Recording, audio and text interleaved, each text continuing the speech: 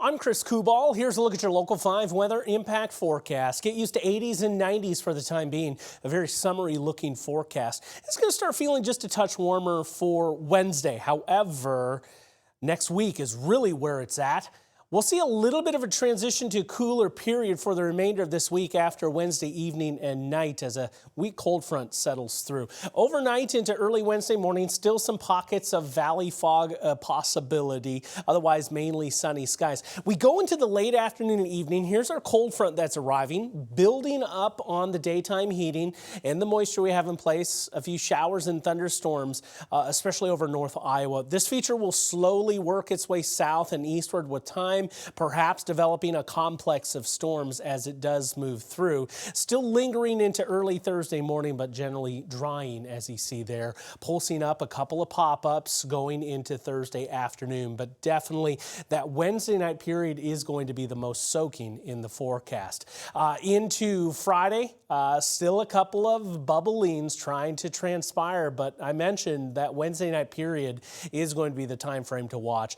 Level 1 and 2 risk across the northern and northwestern portion of Iowa, most notable into the northeastern section of the state with that level 2 risk. The way I'm looking at things here in central Iowa, I don't really like the severe prospects on a widespread scale. Of course, you can never rule out something rogue, but we'll be watching for damaging wind, large hail, perhaps a spin-up tornado.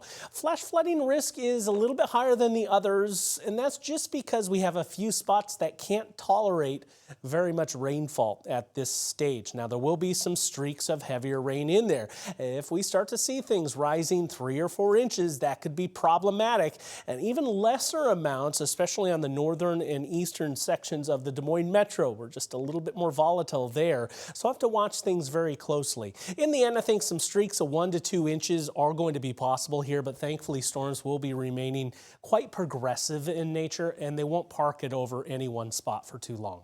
69 degrees tonight with our overnight low, and then 87 for Wednesday. Storms building in, I'd say mainly after 4 o'clock across the north. May not get into the metro, though, until we get into the evening stages of the day.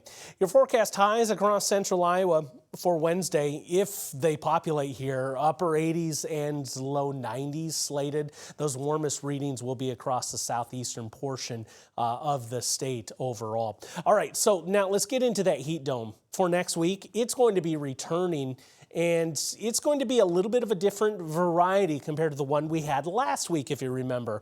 This dome is taking over the western 2/3 of the country. And so what this means is that area of high pressure is mainly to our west in the upper levels. This steers a jet stream way up to the north and makes it harder for those little ripples of energy to penetrate into this heat dome. A generally dry looking forecast is what we're expecting, at least Sunday going through next Wednesday. But what this also does is it takes that moisture transport, it's more east to west across the south, and this closes off the Gulf from getting that moisture up into Iowa. So we don't see that huge rise as we go through this stretch. Sure, there will be some humidity in there, yes, but it's not going to be off the charts. So we're holding short of any weather impact alerts. Some heat indices may rise a few degrees higher, but it doesn't look like a scenario that bodes well for seeing widespread triple digits. Hot, yes. Modestly humid, okay. But we're not jumping off the charts here. Rain chances will be limited in the Sunday through Wednesday time frame as we go through next week as that heat dome holds overhead.